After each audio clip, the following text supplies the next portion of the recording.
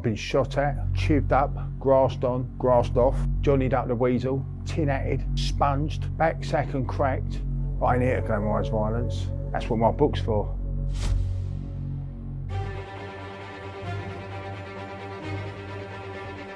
Some people would call me a gangster, but not to my face, because I hate that term. I'm just a well-turned-out gentleman with a story to tell. If you call me a gangster, you'd end up in the bottom of the Thames. What makes someone a gangster anyway? Extortion, violence, robberies, racketeering, drug dealing, kidnapping. Right, well, yeah, probably was then. Just watch it, you mug. I'm so sorry. I may or may not have done some robbing and murdering. But I was polite about it, and they don't put that in the papers, do they? If I'm going to take what's yours, I'm going to say thank you, and maybe send you a Christmas card. It's just the way I was brought up. People might call it violence now, but back then, we called it a bit of a laugh. It was just how it was. Everyone was smashing everyone up all the time. It's just how we communicated. Hello, mate. Punch in the face. Come in with a cup of tea. Iron bar over the back of the nut. Nobody thought nothing of it. When I was 4 years old, me and Terry the toddler from the playgroup done over the pub we used to drink in. Nothing messy. Till run in with a couple of hammers and smashed the till to pieces. And then went out on their toes to the sweetie shop. I remember my old granddad rolling up the milkman in a scrap of old carpet and using him to hold up the post office. The milkman was just whistling away, enjoying himself.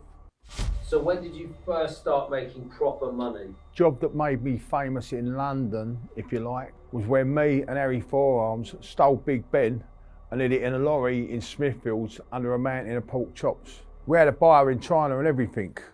See these, love? 2 plastic knees. Kneecapping from a dodgy deal. No, by the side.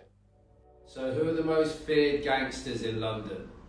There's the Meringues, 4 brothers from south of the river, but they all spoke with French accents. Except the older one, Ronnie. He had more of a Belgian thing going on. They used to torture their rivals by putting them in a giant mixer full of egg whites and sugar, and then bake them into a meringue and drop them in the middle of Piccadilly Circus. Well embarrassing. The crab sticks mob, they didn't last long. You've heard the saying, never bring a knife to a gunfight. Well, don't bring crab sticks to a knife fight. What were they thinking? Then there's Jimmy Mustard, the Mustard Man and his barrel of ham, Jolly Bonkers and his giant wheel of conkers, Sally Custard, French Ian, Tarquin Winkleberry, the Lanyard Gang, Mickey iPhone, Graham and Pepe. It was this teeny little mouse from Stepney who could pick locks and speak fluent Italian. Proper staunch bods. So what advice would you give a young person that's getting into trouble? Stay away from it. Trust me. Keep your nut down, get an education, and stay off the pavement and avoid a violent life, which is the underlying message of my new book. Violence is great. Right, so you're all at the book signing. You'll be there when you come around. You'll be there, won't you, darling? Good girl. Ta-da.